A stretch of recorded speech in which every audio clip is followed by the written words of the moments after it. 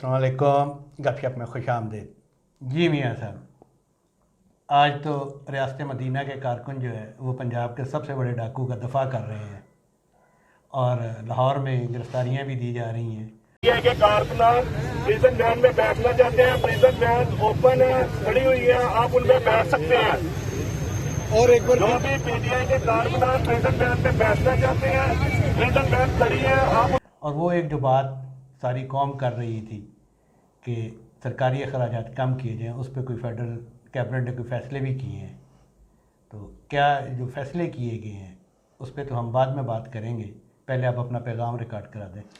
जी, बिस्मिल्लाहिर्रहमानिर्रहीम। सबसे पहले तो मैं अपने देखने वालों से रिक्वेस्ट करूंगा हमारे चैनल को सब्सक्राइब भी करें और उसके साथ साथ जो बेल आइकन जिसे घंटी और टल्ली भी कहा जाता है उसका बटन एक दफ़ा ज़रूर दबा दें ताकि हमारे वीलॉग आपको बर वक्त पहुंच सकें। तो जी खान साहब, आपने ये कैबिनेट का जो फैसले इसी पे बात करना चाह रहे हैं? इस पे कर लें। हाँ, मेरा ख्याल है ये ज़्यादा मुझे तो इम्पोर्टेंट लग रहा है क्योंकि वो जो गिरफ्तारियों वाला मामला है उसमें तो आपने अभी देख ही ली है, वो खबरें भी सुन ली हैं कि वो पुलिस वाले वो माल रोड पे मेगाफोन पे अनाउंस कर रहे हैं कि भाई प्रिजन वैन खड़ी है, जो कारकुन आना चाहता है। हाँ, पीटीआई के कारकुन कह रहे हैं पीटीआई के कारकुन जो आना चाहते हैं वो प्रिजन वैन में आ जाएं। जी हाँ, तो मेरा ख्याल उसी पे अगर हम बात कर लें कि जो असल ज़रूरत है मुल्क की, जो माशी हालात हैं उसमें बड़ी ज़रूरत थी कि हम अपने अखराजात में कमी करें और उस पर कोई वज़ीर-ए-आज़म साहब ने की है, कोई ऐलान किए हैं कि ये करेंगे, वो करेंगे, वो करेंगे, कुछ कर दिए हैं। तो आप क्या समझते हैं कि ये सारे इक़दाम जो उन्होंने अनाउंस किए हैं वो काफ़ी से हो जाएंगे 200 अरब रुपये सालाना बचत? खान साहब ये बात तो कर रहे हैं, ये इन्होंने मेरा ख्याल है सिर्फ वफाकी हुकूमत की बात की है पे ये जो हमने ऑस्टेरिटी मेजर्स जो हमने अनाउंस किए हैं इससे सिर्फ जो है वफाकी हुकूमत को 200 अरब रुपए की बचत होगी। वो जब होगी तो वो देखेंगे 2024 में ये नहीं करेंगे, फलां उस वक्त ये नहीं करेंगे, गाड़ी नहीं खरीदेंगे।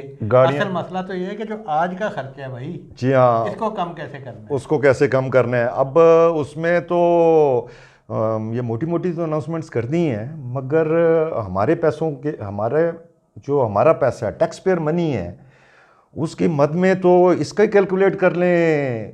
गैस और बिजली ये और पेट्रोल ये कितने महकमों को फ्री दिया जा रहा है। अच्छा, बिजली उसका कोई हिसाब है नहीं है। अभी प्रेस कॉन्फ्रेंस में इसहाक डार साहब भी बैठे हुए थे और वो कह रहे थे कि 50% की जो है वो उसके पैसे नहीं आते और कैसे दी जा सकती है। ये किसकी जिम्मेदारी है कि भाई ये पैसे रिकवर करना? ये तो वफाक का सब्जेक्ट है मेरा ख्याल है, जिसका भी है, हुक्मरानों का सब्जेक्ट है। जी हाँ, हुक्मरानों का सब्जेक्ट है। भाई अगर आप पैसे नहीं ले सकते, आप इतने अहल ही नहीं है कि आप अपना पैसा वापस ले सके तो घर जाएं। अगर नहीं, आप खुद घर नहीं जाते तो अगले का मीटर बंद करें। ये क्या बात हुई कि आपके घर के बिजली के पैसे मैं क्यों दूं? ये इसके ऊपर मैं तो एक्सपेक्ट कर रहा था कि इसके ऊपर अनाउंसमेंट आएगी मगर इसके ऊपर कोई अनाउंसमेंट नहीं आई। अच्छा, कितने 2 अरब रुपए की बात, 200 अरब की बात की है। 200 अरब तो कुछ भी नहीं है। आप चलें 200 अरब की तो ये बचत करनी है ना, फ़ौरन ही अगर कुछ करना है ना तो वो $2 बिलियन, कितने, 2 अरब डॉलर। हमने जो फीफा वर्ल्ड कप में जो हमने सिक्योरिटी प्रोवाइड की थी हमारी पाकिस्तान की जानिब से जो फुटबॉल हमने दिया था, सिक्योरिटी हमारी थी, उसकी कंस्ट्रक्शन जो थी उसमें पाकिस्तान का बहुत हाथ था। मगर मैं आपको सिर्फ सिक्योरिटी की मद में बता रहा हूँ, सिक्योरिटी की मद में पाकिस्तान को 2 अरब डॉलर मिले हैं। नहीं, ये क्या फीफा ने अनाउंस किया है या किसने कहा है? ये अनाउंसमेंट वो बाकायदा वहाँ से जो फीफा के जो जितने भी उनके जो बाकायदा हिसाब किताब होता है वो ज़ाहिर है वो सारा सामने आया है, पब्लिक हुआ है, उसमें पता चला है क्या क्या अखराजात हुए हैं। तो उसमें बताया गया जी पे 2 बिलियन डॉलर जो है वो पाकिस्तान को दे दिए गए हैं। उनसे सवाल ये है कि अभी फीफा जो वर्ल्ड कप हुआ है कतर में, उसमें सुना है कि सिक्योरिटी और बॉल हमारी तरफ से गए थे, बॉल तो प्राइवेटली गए होंगे, तो सिक्योरिटी पाकिस्तान की सिक्योरिटी जो इदारे हैं उन्होंने दी। तो सर सुना हमने, ये हो सकता है मेरी इंफॉर्मेशन गलत हो, कि 2 अरब डॉलर मिले। तो सर सवाल ये है कि वो 2 अरब डॉलर अगर स्टेट बैंक के अकाउंट में आते तो आज हमारे ये हालात ना होते। वो 2 बिलियन डॉलर किधर गए, वो किसने लिए, कहाँ गए? उसका कोई हिसाब ही नहीं है। आपके मुंह से सुन रहा हूँ, मुझे तो इस बारे में नहीं पता हाँ, था। ये देखें ना, अब ये जो है वो चले, ये 200 अरब रुपया तो जो है ये तो मेरा ख्याल पता नहीं कितने, ये तो $1 बिलियन से भी कम ही बनते होंगे। नहीं जी, मैं तो डॉलर शालर आप पाउंड वाले हैं। मैं पाउंड वाला हूँ इसलिए मुझे ये पता है, मगर ये डॉलर जो है ये उसका ज़रूर हिसाब लेना चाहिए। वो तो मेरा ख्याल है आज ही एक दिन में वो सारा बचत जो है वो सारी सामने आ जानी थी।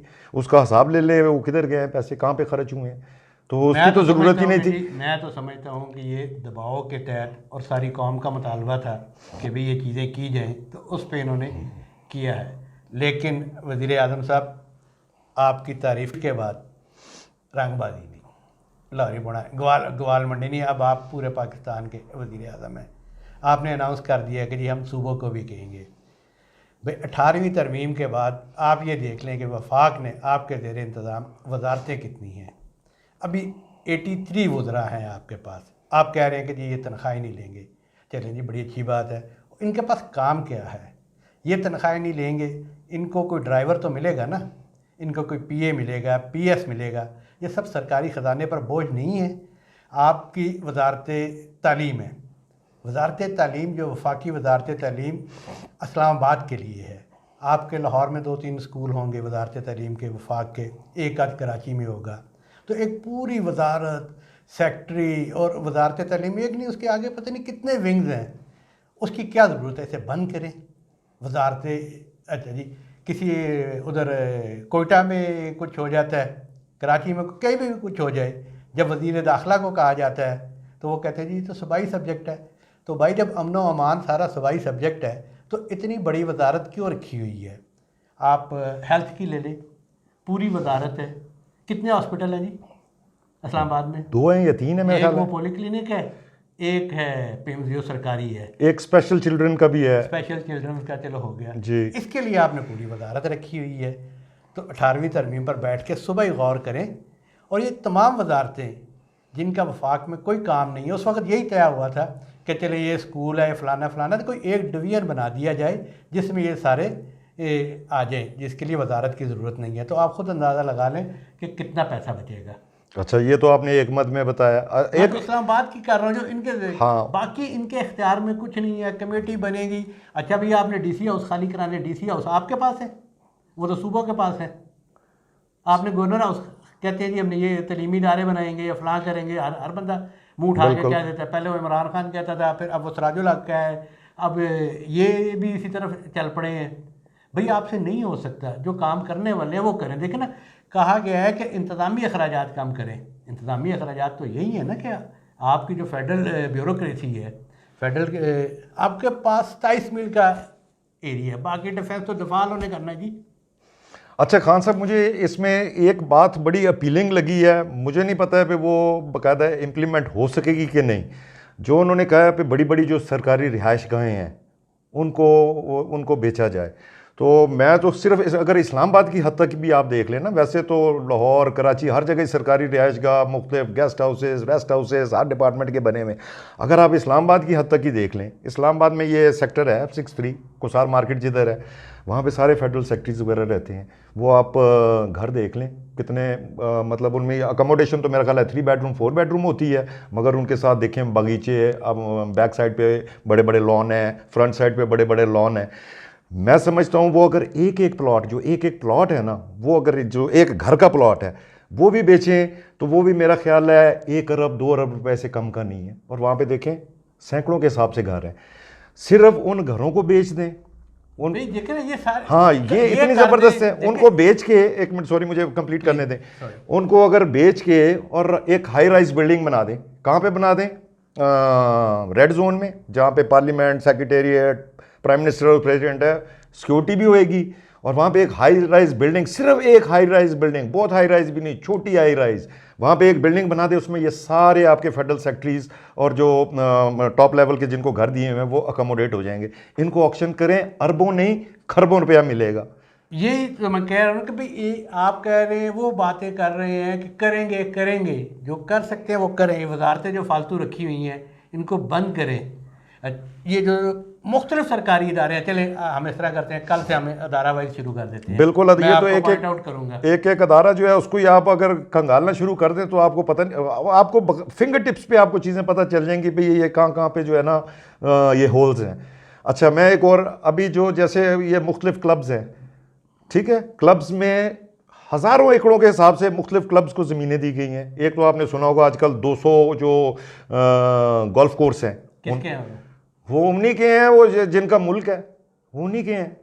अच्छा, वो अल्लाह मग़फ़िरत फरमाए आसमा जहांगीर को, वो फरमाया करती थी कि भाई और कुछ ना करें, कम अज़ कम पाकिस्तान की आवाम को ये तो बता दिया जाए कि हमारे पास ज़मीन कितनी है और कौन कौन सी ज़मीन जो है किस किस महकमे के पास है।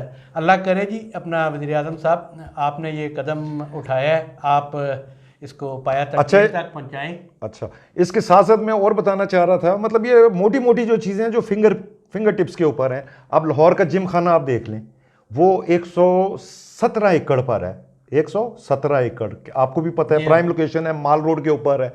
और इसका अगर किराया वैसे जो मार्केट वैल्यू से किराया महीने का कैलकुलेट करें कितना बनता है, 30 करोड़ रुपया, 30 करोड़ रुपये माहाना इसका किराया बनता है। ये 1996 में कितने में दिया गया, पता नहीं, ये दिया गया भाईजान 417 रुपये पर मंथ के हिसाब से दिया गया, 417 रुपये पर मंथ के हिसाब से 117 एकड़ दिया गया। आप इसका अंदाज़ा लगा लें। यहाँ पे आपके यहाँ पे इस्लामाबाद में इस्लामाबाद क्लब है, इस्लामाबाद क्लब को आप देख लें, वो भी तकरीबन 352 एकड़ के ऊपर है। उसके अलावा आप देख लें गन क्लब है, 145 एकड़ के ऊपर है। क्रिकेट ग्राउंड खत्म हो गई, वहाँ पे बन गई। हाँ, अब ये 145 एकड़ के ऊपर गन क्लब है, वो किसके लिए है?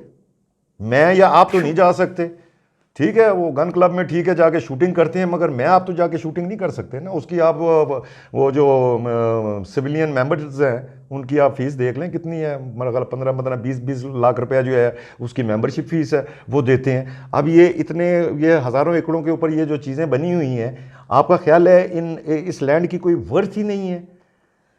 इसकी वर्थ ही कोई नहीं, इसकी कीमत ही जो है मुंह मांगी कीमतें हैं। हाँ बिल्कुल, इसमें बिलियंस क्या ट्रिलियंस कमाए जा सकते हैं। वज़ीर आज़म साहब आपको आपके मुखालफिन शोबाज कहते हैं, साढ़े मुँह भी रंगबाजी निकल गई, लेकिन अमली काम ये होगा, कर देंगे 2024 में, ये कर देंगे, ये 83 लोग जो हैं ये नहीं लेंगे, अपना तनख्वाह नहीं लेंगे, मराद नहीं लेंगे।